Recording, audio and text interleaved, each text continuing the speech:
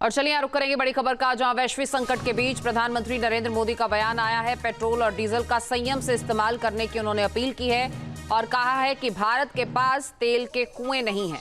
हमें विदेशी मुद्रा बचाने पर जोर देना होगा। 1 साल तक आप विदेश जाने का विचार त्याग दें। 1 साल तक सोने की खरीद ना करें। खेती में केमिकल का इस्तेमाल कम करें। वैश्विक संकट के इस समय में हमें कर्तव्यों को सर्वोपरि रखते हुए कुछ संकल्प लेने होंगे और उन संकल्पों को पूरे समर्पण भाव से पूरा करना होगा। जैसे एक बड़ा संकल्प है पेट्रोल डीजल का संयम से इस्तेमाल करना। साथियों, हमें पेट्रोल डीजल का उपयोग कम करना होगा। शहरों में जहां मेट्रो है वहां हम तय करें कि हम मेट्रो का ही उपयोग करेंगे, ज्यादा से ज्यादा मेट्रो में ही जाएंगे। अगर कार में ही जाना जरूरी है तो फिर कार पूल करने का प्रयास करें और भी लोगों को साथ बिठा ले। अगर हमें कहीं सामान भेजना हो तो कोशिश करनी है कि वह ज्यादा से ज्यादा रेलवे गुड्स के जो ट्रेन होती है रेलवे की सर्विसेज से भेजे, ताकि इलेक्ट्रिक रेलवे होने के कारण पेट्रोल डीजल की जरूरत नहीं पड़ती है। जिन लोगों के पास इलेक्ट्रिक व्हीकल है वो भी कोशिश करें कि इलेक्ट्रिक व्हीकल का ज्यादा से ज्यादा उपयोग करें। साथियों, हमने कोरोना के समय में वर्क फ्रॉम होम की, ऑनलाइन मीटिंग्स की, वीडियो कॉन्फ्रेंस की, ऐसी अनेक व्यवस्थाएं विकसित की और हमें आदत भी हो गई थी। आज समय की मांग ऐसी है कि उन व्यवस्थाओं को हम फिर से शुरू करें तो वो देश हित में होगा। Work from home, online conferences, virtual meetings, इनको हमें फिर से प्राथमिकता देनी है। साथियों, आज जो संकट है उसमें हमें विदेशी मुद्रा बचाने पर भी बहुत जोर देना होगा, क्योंकि दुनिया में पेट्रोल डीजल इतना ज्यादा महंगा हो गया है, पहले से कई गुना ज्यादा कीमतें बढ़ गई है।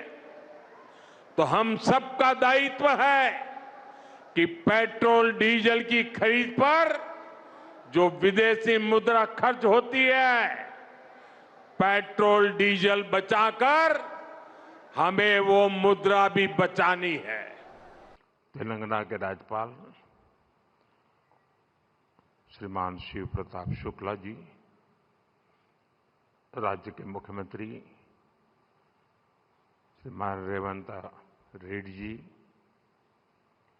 केंद्रीय मंत्रिमंडल के मेरे साथी जी किशन रेड्डी, बंडी संजय कुमार, संसद के मेरे साथी कोंडा विश्वेश्वर रेड्डी जी, तेलंगाना सरकार के मंत्री, अन्य जनप्रतिनिधि, देवी और सज्जनों, साइबराबाद का सामर्थ्य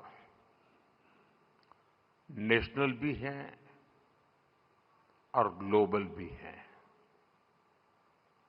ये तेलंगाना के और देश के तेज विकास का प्रमुख केंद्र है। इसलिए आज साइबराबाद से तेलंगाना को देश का एक बड़ा मैन्युफैक्चरिंग पावर हाउस बनाने के लिए अनेक बड़े प्रोजेक्ट शुरू हो रहे हैं। आज जिन प्रोजेक्ट्स का शिलान्यास और लोकार्पण हुआ है, इससे यहां हजारों हजार नए रोजगार बनेंगे और तेलंगाना की कनेक्टिविटी भी सशक्त होगी। मैं तेलंगाना की जनता को इन प्रोजेक्ट्स के लिए बहुत बहुत बधाई देता हूं। साथियों, आज भारत रिफॉर्म्स एक्सप्रेस पर चल रहा है। साथ ही आज का भारत आधुनिक इंफ्रास्ट्रक्चर भी बना रहा है। जहीराबाद इंडस्ट्रियल एरिया के निर्माण के पीछे भी यही लक्ष्य है। ये इंडस्ट्रियल एरिया, इंडस्ट्रियल कॉरिडोर विकसित करने के भारत सरकार के राष्ट्रीय अभियान का हिस्सा है। ये एक प्रकार से इंडस्ट्रियल स्मार्ट सिटी बनने जा रहा है। यहां वर्ल्ड क्लास इंफ्रास्ट्रक्चर होगा, बेहतरीन पावर सप्लाई होगी, एडवांस आईसीटी नेटवर्क होगा, यानी दुनिया भर के निवेशकों के लिए यहां हर वो सुविधा होगी जो इंडस्ट्री के लिए उन्हें जरूरी है। इन सुविधाओं के निर्माण के लिए भारत सरकार के हजारों करोड़ रुपए लगेंगे और तेलंगाना, हैदराबाद के हजारों नौजवानों को रोजगार का माध्यम बनेगा। यहां बनने वाली गाड़ियां, मशीनरी, यहां लगने वाले फूड प्रोसेसिंग उद्योग, ये तेलंगाना के श्रमिकों और किसानों को भी सशक्त करेंगे। साथियों, अतीत में जब भारत दुनिया की बहुत बड़ी इकोनॉमी था, तब हमारे वस्त्र उद्योग की बहुत बड़ी भूमिका थी। अब हम अपनी उस विरासत को फिर से सशक्त कर रहे हैं। वारंगल का पीएम मित्र पार्क देश में टेक्सटाइल क्रांति को गति देगा। पीएम मित्र पार्क में लगने वाली यूनिट्स को केंद्र सरकार की योजनाओं का भी पूरा लाभ मिलेगा। उन्हें केंद्र सरकार की पीएलआई स्कीम से भी मदद मिलेगी, यानी इस टेक्सटाइल पार्क से बड़ी संख्या में रोजगार का निर्माण होगा। खासतौर पर जो हमारी बहनें, बेटियां हैं, उनके लिए अनेक अवसर बनने वाले हैं। साथियों, बीते 12 वर्षों में भारत सरकार की बहुत बड़ी प्राथमिकता आधुनिक कनेक्टिविटी भी रही है। रोड्स हो, रेलवे हो, एयरपोर्ट हो, कनेक्टिविटी के हर मोड़ पर अभूतपूर्व निवेश किया जा रहा है। करीब 2.25 लाख करोड़ रुपए की इन्वेस्टमेंट सिर्फ और सिर्फ नेशनल हाईवे पर की गई है और इसका बहुत बड़ा लाभ तेलंगाना को भी हो रहा है। बीते 12 वर्षों में तेलंगाना में नेशनल हाईवे का नेटवर्क डबल हुआ है। तेलंगाना और कर्नाटका को जोड़ने वाले नेशनल हाईवे के चौड़ीकरण से बहुत सुविधा होगी। इससे ट्रेवल टाइम कम होगा और किराए भाड़े में भी बचत होगी। साथियों, साल 2014 से पहले अविभाजित आंध्र प्रदेश के लिए 1000 करोड़ रुपए से भी कम का रेलवे बजट होता था। रेवंता जी सुन रहे हैं ना?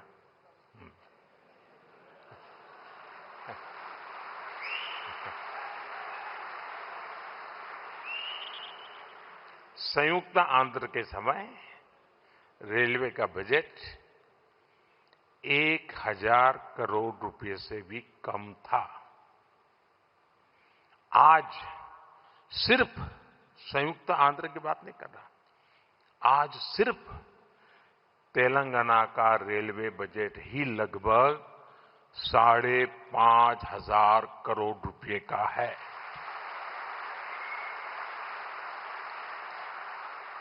वर्तमान में करीब 50,000 करोड़ रुपए के रेल प्रोजेक्ट्स पर यहां काम चल रहा है। तेलंगाना में 5 वंदे भारत और 6 अमृत भारत ट्रेनें भी चल रही हैं। साथियों, अभी कुछ देर पहले Kazipet Vijayawada multi tracking project के कुछ सेक्शन का लोकार्पण हुआ है। इसके अलावा Kazipet rail under bypass line का भी राष्ट्र को समर्पित की गई है। इन सुविधाओं से सफर भी आसान होगा और ट्रांसपोर्टेशन की गति भी तेज होगी। साथियों, 21वीं सदी की इस दुनिया में बिना ऊर्जा सब काम ठप पड़ जाता है। एनर्जी सिक्योरिटी का क्या महत्व है, ये आज दुनिया का हर व्यक्ति महसूस कर रहा है। इसलिए भारत की एनर्जी सिक्योरिटी पर हमारी केंद्र सरकार अभूतपूर्व निवेश कर रही है। मलकापुर में इंडियन ऑयल के नए टर्मिनल का उद्घाटन इसी दिशा में एक बड़ा कदम है। यह टर्मिनल तेलंगाना की बढ़ती एनर्जी नीड्स को पूरा करेगा, सप्लाई चेन को मजबूत करेगा। साथियों, बीते सालों में सोलर पावर के मामले में भारत दुनिया के टॉप देशों में पहुंच चुका है। पेट्रोल में इथेनॉल ब्लेंडिंग को लेकर अभूतपूर्व काम हुआ है। पहले हमने 100% एलपीजी कवरेज पर फोकस किया।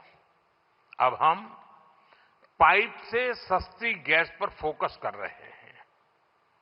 सीएनजी आधारित व्यवस्था को प्रमोट कर रहे हैं।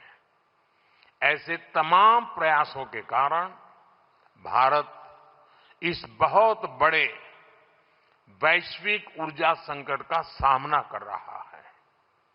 लेकिन अब आज समय की ये भी मांग है कि पेट्रोल, डीजल, गैस ऐसी चीजों का बहुत संयम से इस्तेमाल करें।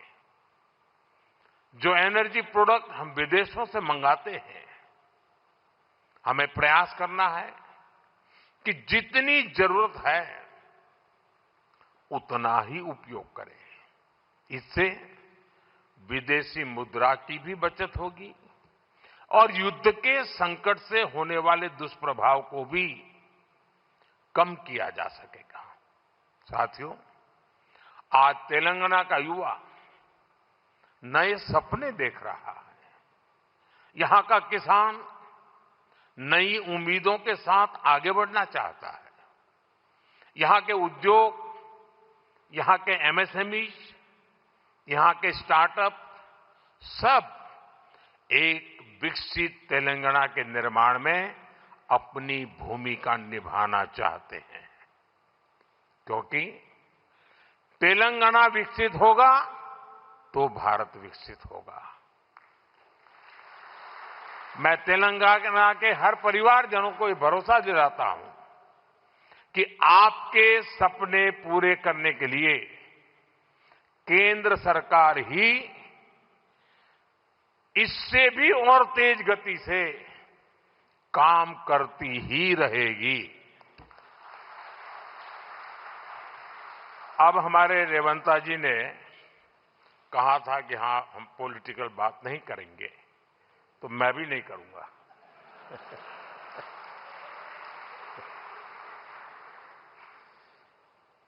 और इसलिए नॉन पॉलिटिकल बात मैं रेवंता जी से कहूंगा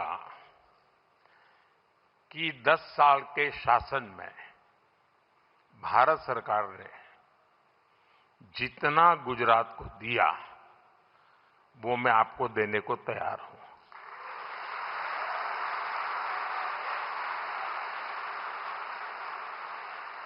लेकिन मेरी जानकारी से मैं आपको बता देता हूं कि जैसे ही मैं ऐसा करूंगा, आपको जो अभी मिल रहा है वो आधा हो जाएगा।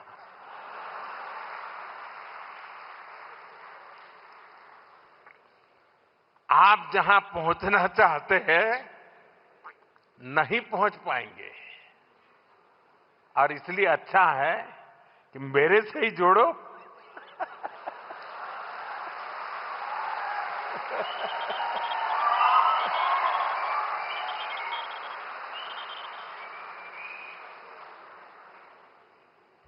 साथियों, हमारा एक पक्का विश्वास है कि डेमोक्रेसी में राज्यों में अलग अलग प्रकार की सरकारें होना कोई बुरी चीज नहीं है, लेकिन देश के विकास के लिए राज्यों का विकास भी उतना ही महत्वपूर्ण है। राज्यों के विकास के बिना देश का विकास संभव ही नहीं है, और इसलिए हमारी सारी योजना के केंद्र बिंदु में राज्यों का विकास हो, तेज गति से विकास हो, उस भाव को लेकर के हम सब मिलकर के चलें और 2047 विकसित भारत का सपना हम अपनी आंखों के सामने सिद्ध होता देखें। यही मेरी सबको शुभकामना है। बहुत बहुत धन्यवाद।